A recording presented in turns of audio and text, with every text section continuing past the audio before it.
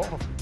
All right, let's talk now a little regional politics, and let's start on Long Island's Nassau County, where the rematch is on between incumbent Republican County Exec Ed Mangano and the man he beat by less than 400 votes to win his job 4 years ago, Democrat Tom Suozzi. Now, a piece in the Times today suggests the race it could be a bellwether and help show the voters how they're feeling nationwide, noting Mangano's upset win in 2009 seemed to presage the rise of the Tea Party a year later. Others say it's just another local race fought and won on local issues. And Assemblywoman, you hit the same thing also about, in many ways, the Westchester County exec race, that on a local level, even without huge turnout, will there be a fatigue factor? Will they want to go in different directions?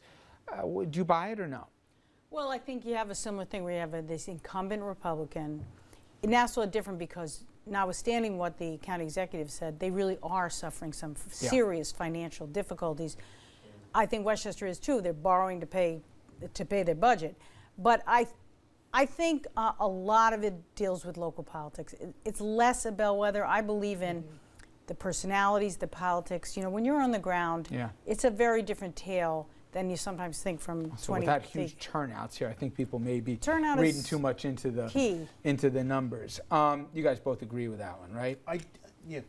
It definitely doesn't appear to be a bellwether to me. I don't even see really the connection. But I will say, though, that it was a rough night 4 years ago for incumbents. Look at Mike Bloomberg in New York, where he barely beat Bill Thompson by 4 points. And I would say if there's a blowout one way or the other, you might be able to take that going forward because everybody was so surprised that Mangano won 4 years ago. So if one of them wins by double digits, maybe there's something in the water. But here's the other point I just would raise about this. Both Nassau and Westchester and the ring of suburbs with an increasing minority Democratic enrolled population. The demographics have changed even from 4 years ago. Yeah. And to the extent that these minority populations are politically energized, it will be the end of these Republican county executives. May not be right now, but the time has come. This ring of suburbs has changed. And I think property taxes are always a huge issue. They were 4 years ago. They will be now. But I think people are starting to catch on to some of the shell games as to how property taxes weren't raised or not. We could spend a whole hour on that one. All right, let's stay in New York, though, but head up to Albany and the governor. More proof today that the Democratic Governor Andrew Cuomo will try and ram through a major tax cut next year, an election year tax cut. The governor today naming a tax commission to be headed by his former rival, Carl McCall, and the last Republican to hold Cuomo's job, George Pataki.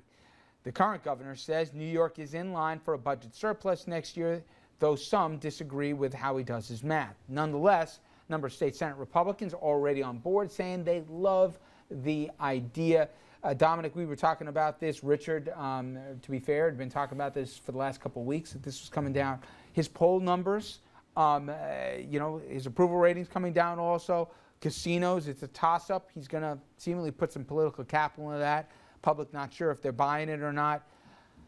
This thing could go either way for him. I'm curious what the Assembly will say in a second on the legislature. But if his problem with this one seems to be more Democrats and Republicans on how this tax cut comes down and where the money will not go if the revenues aren't going to be in the coffers. Well, one, what's interesting, every incumbent, we hear the same argument, and I hope the viewers follow this. Every 4 years when it comes time for re-election, presto, they've found money somehow for a tax cut to make you feel good as you're going into the voting booth. Cuomo, while his numbers are down a little bit, he's New York's golden boy. Even if it doesn't go through, he's credited with fighting for the tax cut who cruised to re-election. Shelley, the converse of that is, while I think Dominic, the betting money is with Dominic, you're going to have mayors of bigger cities that won't bite tongues, especially if they're Democrats. I mean, I was hearing even from the Syracuse mayor saying, wait a minute, I'm struggling now. I got real problems here. And you're going to now tell me you're going to cut money that were coming to my city, and instead you're going to go give a tax cut?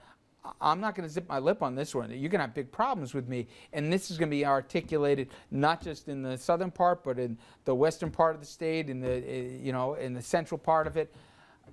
What do you think? You do know the math better than me for the state here. Can he really do this without doing a shell game? Well, one, we haven't seen the math, and we each body of the legislature has their own folks who evaluate the budget, plus the comptroller does. So I will really wait until I see the numbers to be persuaded that there's truly a surplus. So you're skeptical. That, number one. Number two, while I agree with you, and cities like mine can hardly withstand having less.